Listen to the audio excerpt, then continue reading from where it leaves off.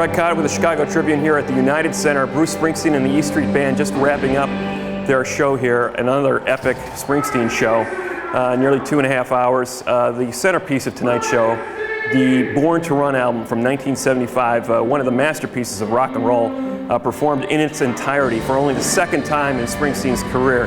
He said the only other time he performed it was at a little show back home in New Jersey, here in a much bigger audience. He's played 7 of the 8 songs from that iconic album at his concerts pretty extensively throughout his career, but there's an undeniable cumulative power of hearing all those songs right in a row, especially the middle section of Backstreet's Born to Run and She's the One. That was really the most powerful moment in the show tonight. The other thing that I noticed tonight, he had just played the United Center last spring, and I thought the E Street Band was lacking a little energy in that show. It wasn't until Jay Weinberg, Max Weinberg's son, came in on drums to fill in for his dad that the energy level of that show really picked up, and a lot of it had to do with the young guy in the midst of all these older veteran players, and that sort of saved that show in a lot of ways. Springsteen, as usual, at the top of his game.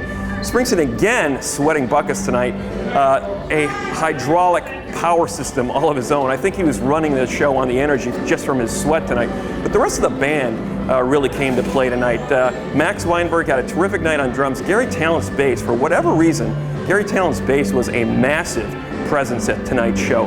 But the rest of the band, too, I thought had a lot more energy and a lot more spirit tonight. I think a lot of that had to do with Springsteen just pushing the band hard.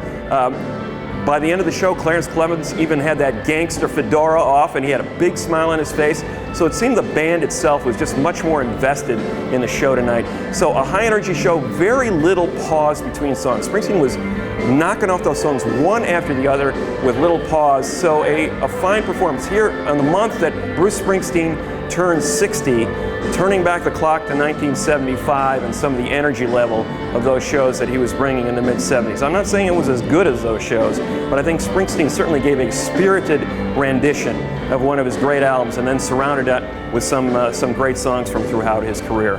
Greg Kot with the Chicago Tribune here at the United Center. Bruce Springsteen wrapping up.